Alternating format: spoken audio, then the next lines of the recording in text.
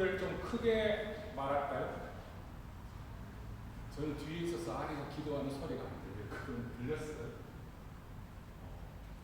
그래서 아리가 기도하는 것은 카톡에 올려주시면 저희가 나중에 잘 알 수 있을 것 같아요.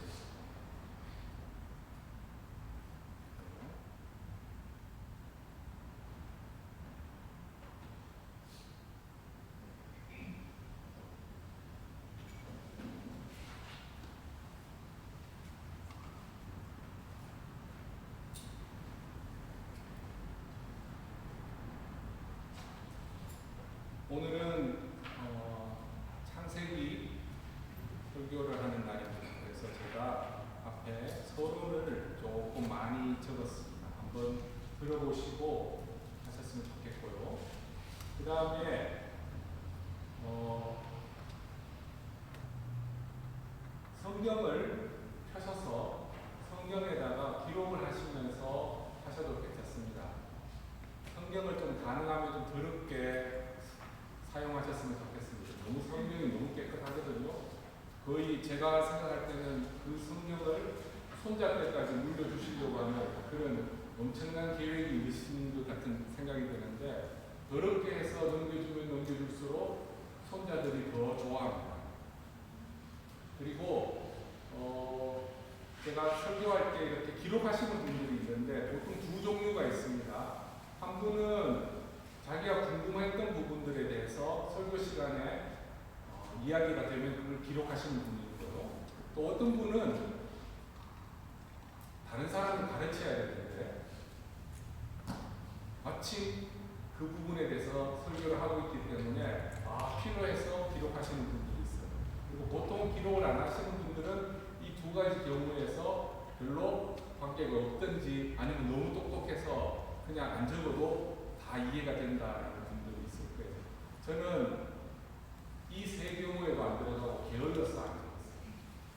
그런데 여러분들은 저를 닮지 않았으면 좋겠습니다. 제가 그러면 오늘 창세기 1장에 있는 말씀은 제가 가능하면 설교 시간에 읽지 않겠습니다.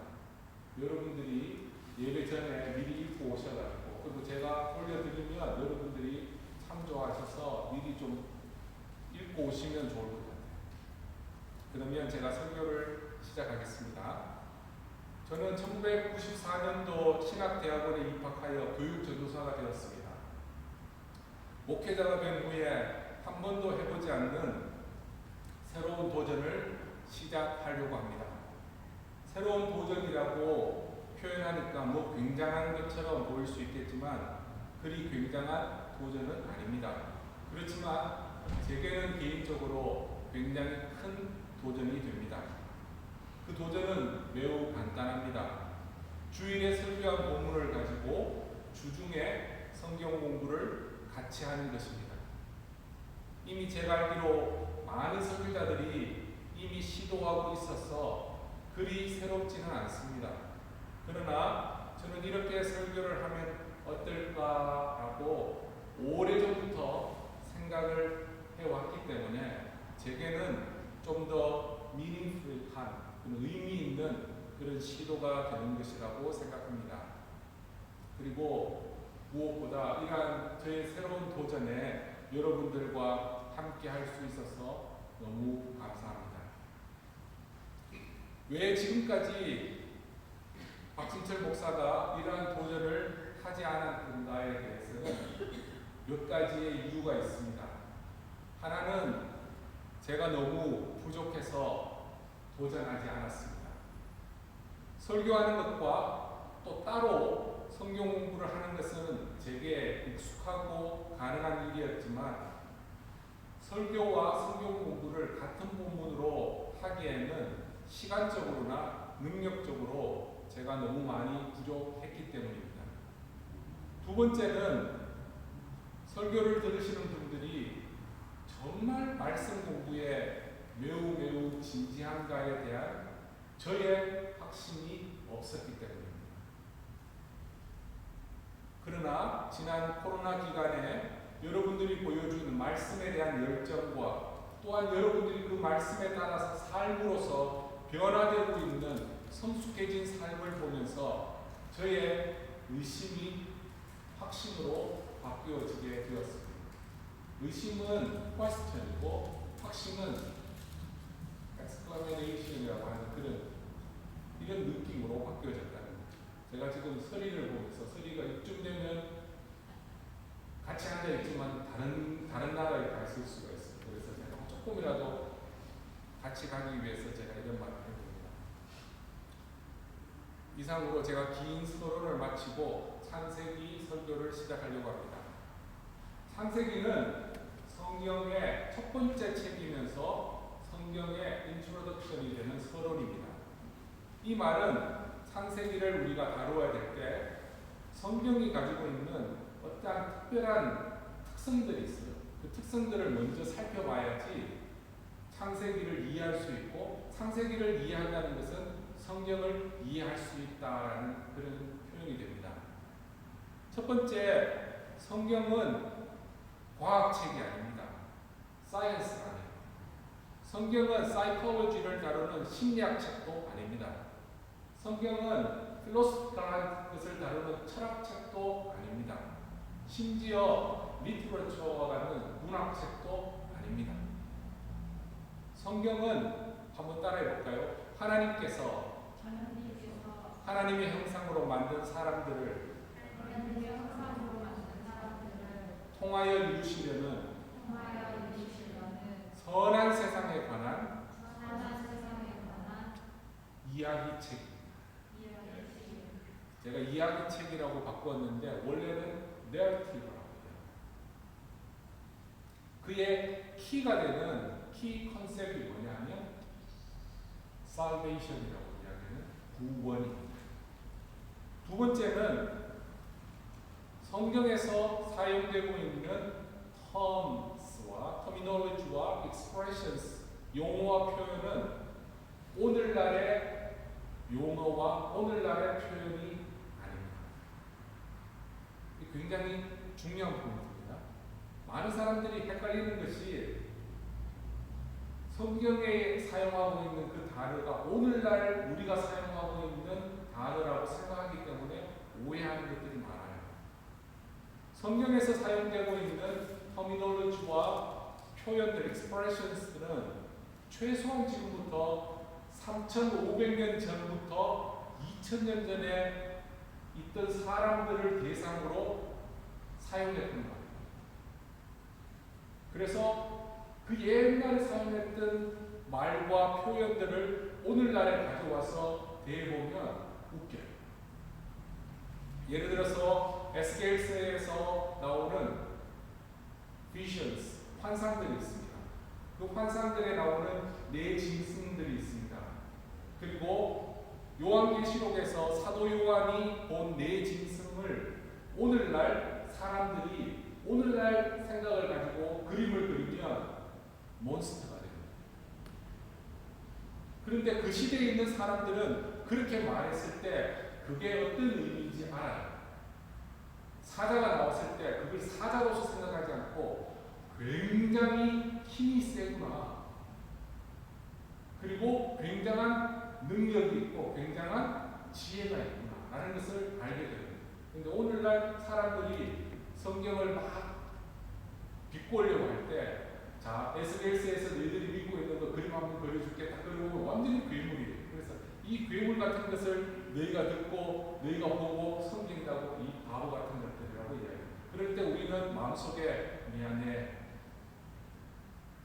네가 바보야 라고 이야기할 수 있는 거죠. 그 다음에 세 번째, 성경에서 이것도 굉장히 중요한 포인트입니다. 성경에서 사용되고 있는 두 가지 종류의 languages들이 있어요. languages라고 표현할 거야. 두 가지의 그런 어떤 스타일이 있어요. 그게 뭐냐면 하나는 선포하는 언어가 있어요.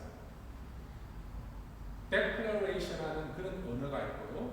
하나는 설명하기 위한 explanation 할 수 있는 그러한 언어가 두 가지가 있어요. 먼저 선포하는 언어는 우리를 이해시키기 위해서 사용하는 말이 아닙니다.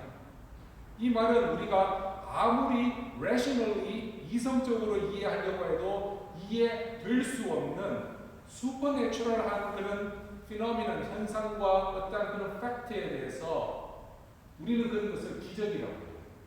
이런 것들에 대한 그런 표현이 다른 말로 이야기하면 그런 말로 기록된 것은 그냥 믿으라는 거예요. 그런데 그것을 설명하려고 하면 문제가 있어요. 반면에 설명하는 언어는 우리가 가지고 있는 이성을 통해서 이해할 수 있는 그런 부분이라는 거예요. 그래서 이거 뭐지? 예를 들어서 삼위 하나님에 대해서 설명을 하는 그 자체가 어려워요. 그거는 성경에서 그냥 믿으라는 거거든요. 근데 그것을 설명하려고 노력하는 것도 굉장히 힘든 일이면서 어떻게 생각해보면 굉장히 바보스러워. 그런데 또 설명하는 것들을 너무 또 막 믿으려고 할 필요는 없어. 그러면 성경이 정말로 다 그냥 무조건 막 믿어야 되는 그런, 성경은 그렇지 않아요. 성경은 커뮤니케이션을 하고 싶은 거예요. 그렇지만 커뮤니케이션 하는 가운데 너희들이 이해되지 않는 부분들이 있어. 그거는 너희들이 믿어야 돼요. 그 부분은 내가 너희에게 주는 믿음을 통하여서 이해할 수 있을 것이라는 것이 성경의 가르침입니다. 그러면 창세기를 통해서 우리가 배워야 할 것들, 그 부분에 대해서 좀 더 들어가 볼게요. 그러면 창세기를 통하여 배워야 하는 부분들, 그러면 이런 질문을 할 수 있어요. 창세기를 누가 기록했을까요? 지호 압니다. 지호 창세기 누가 기록했어? 모세가 했지. 그래. 이거는 서리도 아는데, 그지? 서리도 알 수 있는 거야. 서리 알지, 그지? 서리 아는데 아는 걸 질문해야 되는데, 그지? 어려운 거였다. 그래. 그러면 창세기를 기록한 사람은 모세입니다. 모세는 창세기만 기록한 것이 아니라 모세오경이라고 이야기하는 창세기, 출애굽기, 레위기, 민수기, 신명기를 5가지를 기록을 했던 사람이에요. 물론 나중에 시편도 모세가 기록했던 부분들이 있어요. 그렇지만 우리가 모세가 기록한 게 뭐냐라고 이야기하면 앞에 성경 5개 있는 첫 번째 성경을 이야기합니다. 그러면 이 모세가 성경을 기록했을 때 그때가 지금부터 최소한 3,500년 전입니다. 3,500년 전에 살아보시는 분 손 들어보십시오. 저는 살아본 적이 없어요. 3,500년 전에 살았던 사람. 다른 말로 이야기하면 BC 1,500년 경에 살았던 사람. 그러면 그때 살았던 모세가 책을 쓸 때 오늘 우리를 생각하면서 책을 썼을까요? 아니면 자기하고 같은 시대에 사는 사람들 또는 자기보다 조금 더 이후에 태어날 사람들을 위해서 기록했습니다. 그렇죠? 자기 시대에 있는 사람들 그리고 자기 시대 그 다음에 태어날 사람들을 향하여서 이 책을 기록을 했어요. 그렇다면 이 창세기를 제일 먼저 읽어야 되는 사람은 누구였을까요? 그렇죠. 광야에 있었던 같이 출애굽했던 사람 또는 가나안 땅에 들어가려고 하는 사람 이런 사람들을 대상으로 창세기를 기록을 했어요. 그래서 우리는 흔히 first generation과 second generation in the desert라고 우리가 이야기하죠. 광야 1세대, 광야 2세대 정도로 생각할 수 있고 특별히 신명기서는 광야의 2세대, second generation들을 위해서 기록했다고 분명하게 적고 있어요. 그러면 창세기는 누가 봐도 첫 번째 사람들을 향하여서 기록했는 것이 더 분명해요. 그러면 이 사람들을 향하여 모세가 끊임없이 말했던 것들이 있어요. 그것을 모았어요. 그리고 이것을 제대로 사람들에게 전달하고 싶어서 글로 남겼어요. 우리가 역사에서 히스토리와 프리히스토리하고 차이점이 뭐예요? 그렇죠? 글로서 쓰기 시작하면 히스토리가 되고 글로서 쓰지 않았을 때는 히스토리 전이에요. 그래서 모세가 그전에는 계속 이야기를 했어요. 얘들아, 그거는 이렇고 저거는 또 막 이렇게 이야기하다가 안 되겠다. 얘들을 위해서 뭔가를 적어야 되겠다고 생각했던 것이 창세기였어요. 그래서 기록했는데 이 사람들이 크게 두 가지로 굉장히 힘들어하고 있었어요. 뭐 때문에 힘들어했을까요? 오늘 이거는 설교입니다. 이건 성경 공부 아닙니다. 제가 여러분들을 제 설교와 함께 하기 위해서 제가 자꾸 질문을 하는 거예요. 그런데 여러분들이 수요일 저녁에 성경 공부에 들어오면 설교와 성경 공부가 완전히 다르다는 것을 여러분들이 아시게 될 거예요. 이 사람들이 겪고 있었던 두 가지의 고민이 뭐냐면 한마디로 이야기하면 컨퓨전이 왔어요. 뭐에 대한 컨퓨전이 왔느냐면 자기 아이덴티티에 대한 컨퓨전이 왔어요. 어떤 아이덴티티에 대한 컨퓨전이냐면 지난 400년 동안 자기들은 슬레이브로 살았거든요. 슬레이브스로 살았어요. 태어나도 슬레이브스. 그리고 이집트 사람들이 지나가면 조심해야 돼요. 우리끼리 이야기하면서 우리 언제 여기서 벗어나 이런 이야기를 하는 슬레이브스의 삶을 살았는데 어느 날 갑자기 하나님께서 모세를 통하여서 Let my people go 라고 이야기하면서 내 백성을 보내라고 이야기하고 하나님의 놀라운 능력이 일어나면서 홍해를 건너면서 자유로운 사람이 되었어요. 그냥 자유만 가지는 것이 아니라 하나님의 백성이라는 새로운 아이덴티티를 가지게 되었어요. 그러다 보니까 헷갈리는 거예요. 내 몸속 뼛속 깊은 곳에서는 노예와 같은 그런 생각들을 하고 그러한 행동을 하는 거예요. 그런데 나의 뉴 아이덴티티는 하나님의 백성이라는 거예요. 지금 우리 여기에 퓨버티에 있는 아이들이 헷갈리는 거예요. 자기의 몸은 점점 어른처럼 되어가고 있는데 이 머리 생각은 여전히 애기 같은 생각을 좀 해요. 그런데 자기들은 애기라고 생각을 해요. 내가 거울을 봐도 내가 엄마보다 더 큰데, 그죠? 내가 거울을 보니까 내가 이게 수염도 막 나기 시작하고, 그죠? 이제는 전에는 엄마가 탁 때리고 엄마가 이렇게 하고 이랬는데 지금 이야기하면 뭐 왜요? 라고 이야기할 수 있는 그런 생각도 좀 생겼고. 그래서 컨퓨전이 오는 거예요. 똑같이 이 이스라엘 백성들이 컨퓨전이 오기 시작했어요. 아이덴티티. 그래서 하나님이 뭘 하면 와라고 이야기했다가 먹을 거 안 주면 어떻게 해요? 그러다가 물 주면 와 했다가 또 물 없으면 와.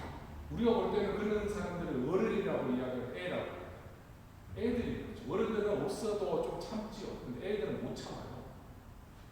이 광야에 있는 이스라엘 백성들이 왔다 갔다 하는 거예요. 어떨 때는 좀 하나님 백성 같다가 어떨 때는 아니고, 어떨 때라기보다 늘 노예처럼 행동하다가 어떨 때 가끔씩 하나님 백성처럼 살아가는. 두 번째, 이 사람들은 뭐에 대한 컨퓨전을 가지고 있었냐면 월드뷰에 대한, 세계관에 대한 컨퓨전이 왔어요. 그게 뭐냐면 새로운 뉴 아이덴티티가 내한테 오니까 새로운 월드뷰가 내한테 오게 돼요. 이전에는 노예로 있을 때, 이집트에 있을 때는 자기 주위에 있는 모든 만물들이, 모든 동물들이 다 God's, 신이었어요. 고양이도, 지금도 이집트는 가보지 못했어요. 그래서 이집트에 대한 공부를 많이 하는데 이집트의 고양이도 신이었어요. 뱀도 신이었어요. 뱀이 어떻게 신이었는가? 파라오의 머리에 이렇게 나와 있는 그 뱀이거든요. 파라오는 자기를 뭐라고 이야기해요? 태양의 아들이라고. 그리고 나일 강을 월십하였어요. 심지어 개구리도 월십하였고 다른 모든 것들도 월십하였어요. 그런데 하나님이 뭐라고 말씀하시냐면 이거 내가 만들었다고. 나 어제까지 내가 거기 앞에서 우리 먹을 거 주세요, 우리 살려주세요라고 월십했는데 어느 날 갑자기 하나님이 이거 내가 만들었다라고 이야기했는데 그래요? 라고 하는데 그게 내 마음속에 와닿는데 시간이 많이 걸리는 거예요. 나도 모르게 송아지가 지나가면 어떻게 해요? 우리는 지금 소가 지나가면 어떻게 해요? 저기 A++ 마블링 막 되어 있는 그 소인지 아닌지 뭐 이런 생각을 하고, 야, 뭐 이런 생각할 텐데, 얘들은 지나가면 어떻게 해요? 자기도 모르게 무릎이 탁 꿇어지면서 우리를 축복하여 주십시오라고 그렇게 살아요. 이런 세상을 보는 눈, 자기 자신에 대해서 보는 눈이 컨퓨전이 와요. 그런데 이런 이스라엘 백성들을 데리고 가나안 땅으로 들어가게 되면 어떠한 일이 일어나요? 그 가나안 땅에 하나님이 이스라엘 백성을 보내는 이유가 뭐예요? 거기에 있는 가나안의 7족속들을 다 정리하고 그곳에 하나님의 뜻대로 살아가는 하나님의 킹덤을 만들으라고 거기에 보내는 거예요. 그렇게 보내려고 보내는데 얘가 자기 아이덴티티에 대한 컨퓨전이 오고 월드뷰에 대한 컨퓨전이 오면 얘들이 거기에 가면 무슨 짓을 해요? 세븐 트라이브스의 밥이 되는 거예요. 가나안 땅에 있는 애들이 딱 보니까 뭐 얘들이 한 200만 명 정도, 2밀리언스가 정도 오는데 이 완전 밥이에요. 아무것도 모르고 그러면 턱 잡아먹어요.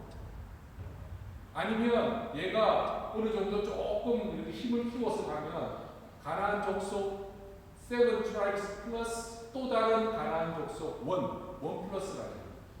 하나님이 원하는 게 아니었어요. 하나님이 원하는 것은 새로운 아이덴티티를 가지고 새롭게 하나님 뜻대로 살아가는 새로운 사람, 새로운 나라, 새로운 뉴 이라라고 이야기하죠. 새로운 시대를 하나님이 준비하고 계셨기 때문에 실제로 이스라엘 백성들은 구름 기둥과 불 기둥 가운데서 살아갔지만 여전히 하늘의 별을 섬겼고 다른 모든 우상을 섬겼어요. 그 자세한 이야기는 사도행전 7장에 보면 스데반의 설교 중에 잘 나와요. 그러면 이것을 통하여 창세기를 통하여 모세가 정말로 말하고 싶은 것은 딱 두 가지입니다.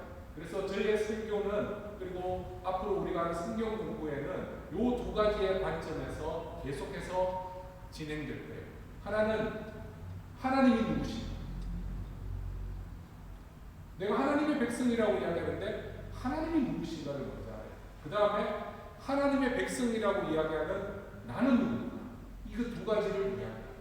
그래서 창세기 1장부터 계속해서 보시면 하나님이 누군가에 대한 이야기를 하고 그런데 하나님의 백성들은 어떻게 이 땅에서 살아가야 하는가 그 이야기를 하고 있어요.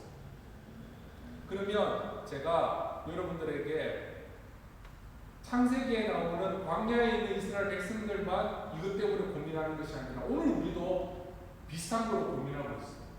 교회에 있을 때는 하나님의 백성처럼 확 살아요. 그런데 교회 밖에 딱 나가면 어떻게 돼요? 나의 믿음을 적들에게 알리지 마. 그렇죠? 내가 교회 다니는 것을 남들이 알게 하지 마. 왜? 피차 힘드니까.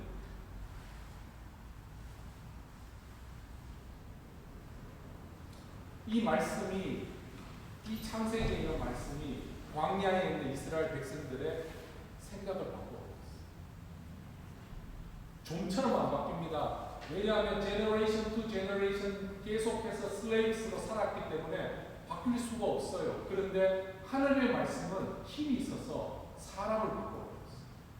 사람만 바꿔버린 것이 아니라 그 하우스홀드를 바꿔버렸고 그 네이션을 바꿔버렸어요. 그러한 똑같은 하나님의 말씀이 오늘 우리에게 선포가 되면 우리도 바뀌어지게 돼요.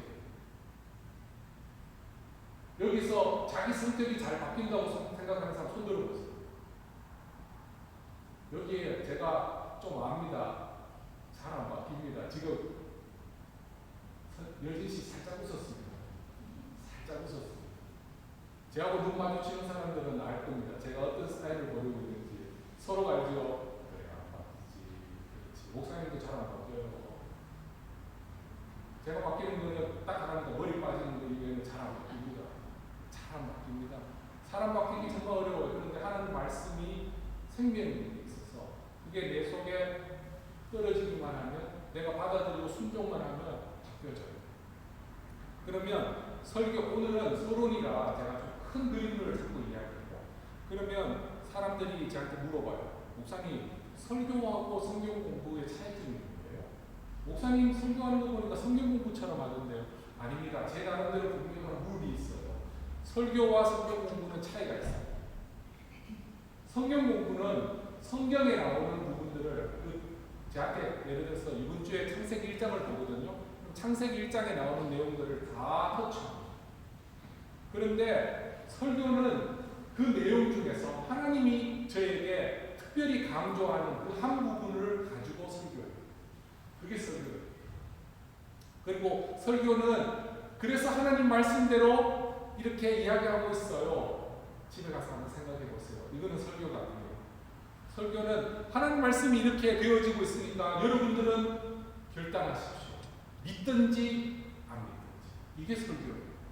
여러분들 제가 왜 이렇게 이야기를 하냐면 저는 여러분들이 다 선교자가 되기를 원하고 여러분들이 다 성경 공부 리더가 되기를 바라서 이 놀라운 시도를 하는 거예요. 설교는 목사님만 하는데 집에서 가정예배 볼 때 누가 설교자가 필요하잖아요. 그때 설교하란 말이에요. 그리고 성경 공부 사람들하고 만나서 쇼핑 어디가 좋고 뭐 이런 이야기 할 때 성경 공부를 할 수도 있잖아요. 그럴 때 머티리얼이 없어요. 해본 적도 없고. 그런데 이 창세기를 통해서 여러분들이 훈련을 하면서 여러분들이 자꾸 만들어가는 거예요. 그래서 내가 성경 공부 같이 할까? 말씀 같이 볼까? 할 때 창세기를 가지고 보시면 왜 이렇게 좋아요? 설교를 이야기하면 이렇게 표현할 수 있어요. 영어로 이야기하면 God is love. 성경 공부는 God에 대해서도 이야기하고 is에 대해서도 이야기하고 love에 대해서도 이야기하고 그런데 설교는 God is love. 오늘은 God에 대해서 설교해요. 어떨 때는 God is love, is에 대해서 이야기해요. 다음 주는 God is love에 대해서 그거를 하는 것을 설교라고 해요. 서로 다른 포인트를 이야기하는 거죠. 그러면 이제 시작합니다. 그런데 짧게 2022년도가 벌써 시작했어요. 1월달이 금방 지나가고 있어요. 1월달에 뭘 했지? 근데 시험 치는 친구들은 내가 열심히 시험 쳤지 이렇게 생각하면 되는데 나머지는 뭐지? 지은 엄마하고 제가 코로나 걸렸지 뭐 이런 시간이 금방 지나갔어요. 그런데 뭔가 새로운 뉴 스타트를 하고 싶은데 구정이 있었어요. 그래서 새롭게 스타트를 할 수 있는 좋은 시간이 되었어요. 그래서 2월 첫 주가 어쩌면 올해의 첫 번째 주일과 같은 그런 느낌들이 우리한테 있기 때문에 이러한 컨텍스트에 맞는 하나님 말씀을 전하려고 해요. 올 한 해에 하나님께서 우리 웨일즈 한인교회에 주신 말씀이 꽃을 피우리라. 그래서 어떻게 하나님께서 꽃을 피우게 하실 것인가에 맞추어서 창세기의 첫 번째 시간인 1장을 보겠습니다. 그러면 창세기의 목적이 하나님이 누구신가? 그리고 하나님의 백성이 누군가? 이거를 통해서 본다고 했죠. 그러면 첫 번째는 하나님이 누구신가에 대해서 우리가 생각해요. 창세기 1장에서 말하고 있는 하나님은 엘로힘 하나님. 엘로힘은 만물을 창조하신 전지전능하신 하나님. 지혜도 무궁무진하시고 능력도 무궁무진하신 분이 하나님. 그런데 그 하나님이 그 놀라운 지혜와 그 놀라운 능력을 통하여 하시는 기준이 있습니다. 그러면 한번 올려주실래요? 하나님께서 뭔가를 하실 때 이유 없이 하지 않아요. 계획을 가지고 하세요. 그 계획은 처음에는 몰라요. 이거 뭐지? 왜 이렇게 하지? 그런데 다음도 더 몰라요. 왜 이렇게 되죠? 또 다음에 더 모르는데 하나가 딱 들어오면 그래서 하나님께서 이거 하셨구나라는 것을 깨달을 수 있어요. 자, 첫째 날 하나님께서 창조하셨던 거 한번 보여주세요.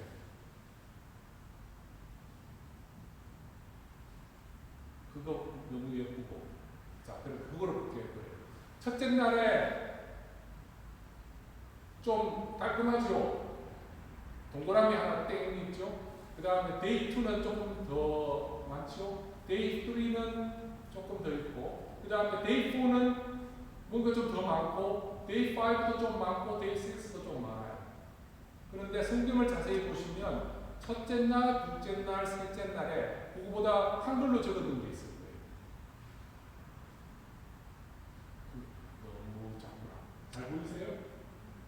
첫째 날, 둘째 날, 셋째 날에는 하나님이 뭘 하셨냐면 기본 포맷을 만들었어요. 공간을 만들었어요.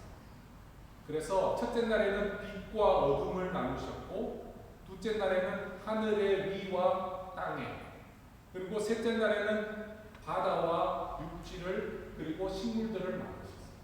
그리고 넷째 날에는 그것을 오거나이즈하고 그걸 리딩할 수 있는 것들로 집어넣었어요.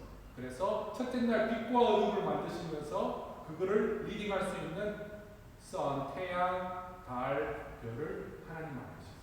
그런데 그러한 룸이 없는 상태에서 태양과 달이 별이 쫙 나타날 때가 없어요.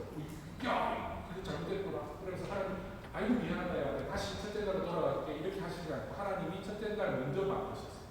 둘째 날도 미리 공간을 만들고, 셋째 날도 미리 공간을 만들고, 넷째 날에 만드는 것들을 집어넣고, 다섯째 날 하늘과 땅에 물을 만들고 나서 하늘의 새도 만들고 바다에 물고기를 만들었어요. 그렇죠? 바다에 물고기 만들었는데 물이 없으면 어떻게 돼요? 끝나는 거죠. 여섯째 날에도 셋째 날에 바다의 육지와 각종 식물을 만들고 나서 걔를 먹을 수 있는 짐승들과 사람들까지 만들었어요. 그래서 그것을 룰 오버하고 리딩할 수 있도록 그렇게 만들었어요. 그리고 마지막 날에는 안식과 기쁨을 만들었어요. 기쁨을 누리게 됩니다. 그러면 다른 말로 이야기하면 하나님께서 이러한 계획이 있어요. 그런데 이 계획의 원칙을 이야기합니다. 따라해 봅시다. 혼돈과 공허에서 분리와 채움. 지금 방금 우리 노리, 아리, 은이, 설이, 지호 들었는데 한국말 같은데 무슨 소리인지 몰라요. 그러면 이렇게 해봅시다. From to it. 하나님은 항상 from에서 to로 가는 그런 journey가 있어요. from이 뭐냐 하면 첫 번째는 chaos, 그 다음에 empty를 chaos를 뭐로 바꿨냐면 separation. 막 섞여져 있는데 하나님께서 딱 separate, 나눠버렸어요. 그리고 empty 되었던 것을 하나님께서 fill in 해가지고 하나님께서 채워줘요. fullness를 창세기를 보면 하나님께서 나누시죠. 그리고 나누었던 가운데 하나님께서 채워주시고, 다른 말로 이야기하면 하나님의 창조의 원리, 하나님이 일하시는 원리가 케이오스 된 것을 세퍼레이트 하게 만드시고, 그 다음에 empty 되는 것을 하나님이 filling 해서 fullness로 만드시는 게 하나님의 원리입니다. 이것을 올해 우리에게 적용하면 이렇게 할 수 있습니다. 여러분 삶 속에 하나님이 계획하시는 여러분들의 상황을 봤을 때 여러분 속에 케이오스가 있으면 하나님께서 세퍼레이트하게 하시고, 여러분 속에 empty가 있으면 하나님께서 fill in 하시고, 그게 바로 하나님이 원래 우리 웨일즈 한인교회에 꽃을 피우게 하기 위한 하나님의 원리. 이 원리는 창조의 원리만 아니라 하나님이 이 땅을 창조의 원리대로 보존하시며 해나가는 것을 섭리라고 합니다. 이게 섭리의 원리. 그래서 원래 여러분들이 붙잡고 기도할 것은 하나님 보시기에 하나님의 그 원칙을 내가 알고 있습니다. 그리고 두 번째가 바로 뭐냐면 하나님은 기준이 없이 그냥 하는 것이 아니라 성경에 보면 보시기에 좋았더라, 보시기에 심히 좋았더라, 좋았다는 말을 저는 선하더라는 말로 잘 바꿔요. 하나님이 기준에 하나님의 분명한 기준이 있어요. 하나님 보시기에 good이라고 이야기하는 그 선하심이 있어요. 이것을 합쳐서 이야기하면 하나님이 우리 웨일즈 한인교회를 보시고 하나님 우리 가정을 보시고 하나님 제 자신을 보시면서 하나님 케이오스 되는 데 있으면 하나님 세퍼레이션 해주시고요. 하나님 empty 되는 데 있으면 하나님의 보시기에 조금도 하나님 채워주세요. 이 기도가 우리 속에서 흘러나가요. 이게 바로 뜻이 하늘에서 이루어진 것이 땅에서도 이루어지다라는 하나님의 원칙. 이게 하나님이에요. 그러면 하나님의 백성된 사람들은 어떤 거냐면 하나님의 형상으로 지음받아 하나님께서 만드신 세상이 하나님 보시기에도 선하도록 다스려야 되는 존재가 그러한 역할이 사람에게 주어졌다는 거예요. 이 부분에 대해서는 다음 주에 좀 더 깊게 다뤄요. 왜냐하면 창세기 1장, 2장은 two sides of coin 같아요. 하나는 조금 더 빅픽처를 이야기하고 두 번째는 또 사람 중심의 이야기로 창조를 보게 돼요. 그렇지만 간단하게 이야기하면 하나님의 다스린다는 것은 그냥 내 성격대로 내 기분대로 다스리는 것이 아니라 하나님의 형상을 가지고 있기 때문에 이 부분에 대해서는 성경 공부 때 디테일하게 다루겠습니다. 하나님의 명령을 가지고 하나님의 마음을 가지고 하나님의 지혜를 가지고 하나님께서 만드신 이 생태계, 이 세상, 이 environment를, 이 nature를 하나님 다스리라고 이야기해요.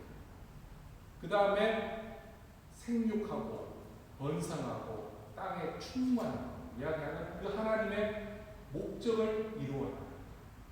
이거는 동물들한테도 하나님이 명령하셨어요.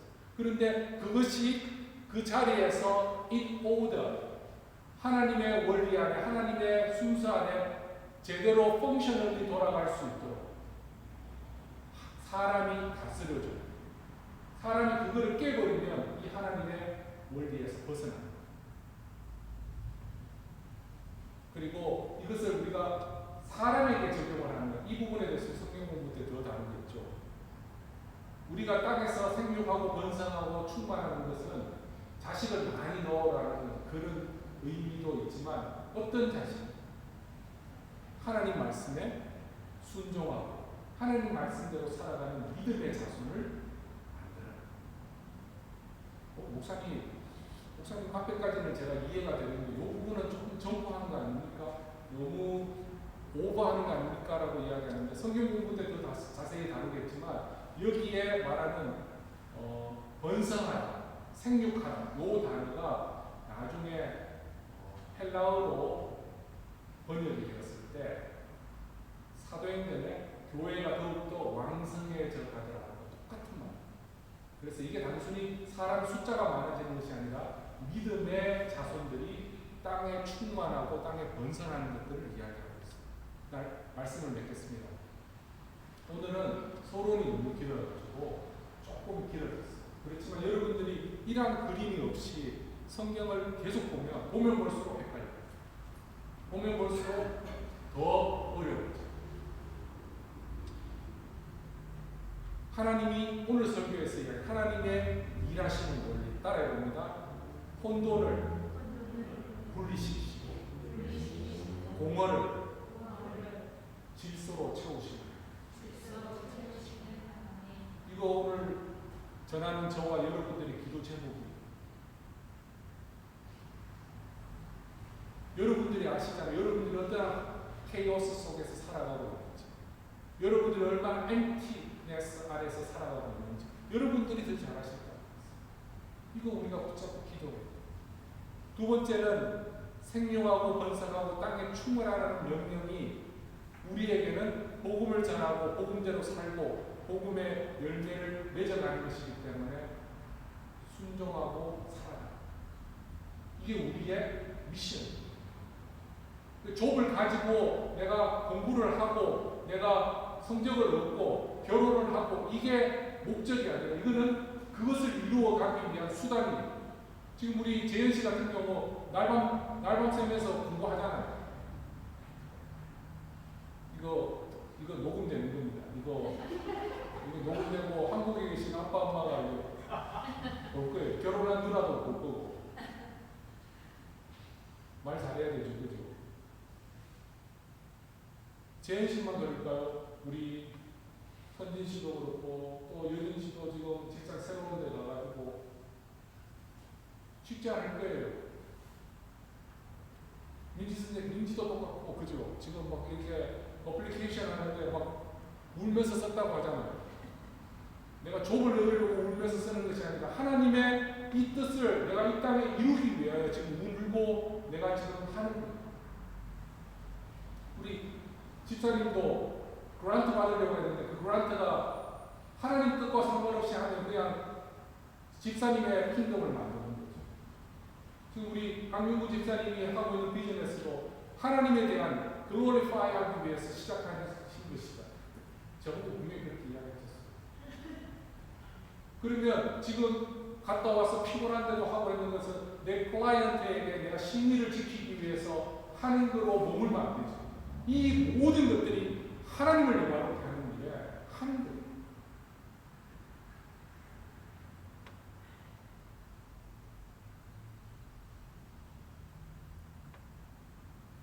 그리고 이렇게 이야기하면 나는 뭐하고 살지? 나는 어떻게 먹고 살지? 이렇게 고민할 수가 있어요. 그런데 1장을 자세히 읽어보십시오. 먹을 거는 걱정하지 말라고 했어요. 먹을 거는 이미 주셨다. 먹을 걸 위해서 살지 말라고 하신 이유가 뭐예요? 내가 이미 줬다. 그래서 하나님 앞에 먹을 거를 달라고 구하는 거를 좀 줄이고 다른 거를 위해서. 그럼 하나님 알아서 해주는. 제가 자주 이야기하잖아요.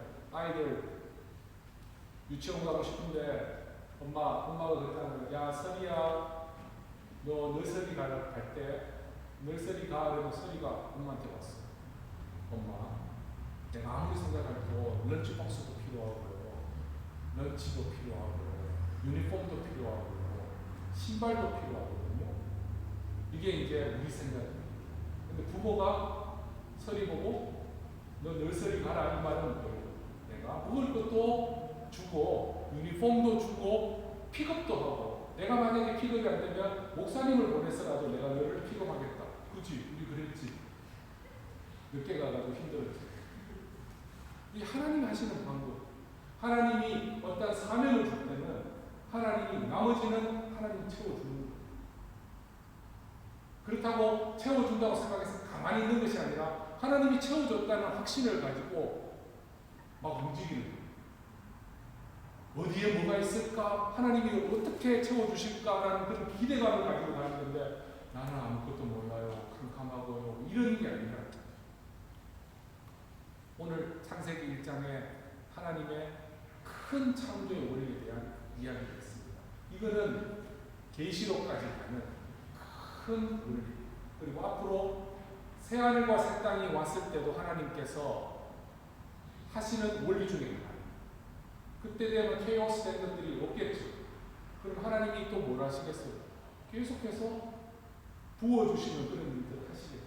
그런데 이 땅에 살아가는 동안에 하나님 하시는 이 말씀이 전하는 저에게, 듣는 여러분에게도 경험으로 그리고 놀라운 미러클로 이루어지기를 주님의 이름으로 축복합니다. 기도하겠습니다. 하나님이 만드시는 세상을 들었습니다. 거기에 분명한 원칙이 있다고 들었습니다. 하나님의 기준이 있습니다. 하나님이 세상을 보시는 분명한 기준이 있습니다. 선하다고 이야기하셨던 그 기준을 우리가 알기를 원하고 그 기준대로 살기를 원하고, 또한 우리 속에 우리가 살아가는 이 삶 속에 emptiness가 있는 부분들을 하나님께서 필링하여 주시고, 하나님 또 우리 속에 케이오스가 있는 혼란스러운 혼돈스러운 것을 하나님으로, 하나님의 것으로 separate 될 수 있도록, 거룩하게 할 수 있도록 하나님 역사하여 주시옵소서. 이 말씀을 전하는 저에게 이루어지기를 원하고, 이 말씀을 듣는 웨일즈 한인교회에 속해 있는 권속들, 그리고 또한 온라인을 통하여 듣는 모든 권속들이 이 말씀으로 살아가게 하여 주시옵소서. 성령님 역사하여 주시옵소서. 예수님의 이름으로 감사기도 드립니다.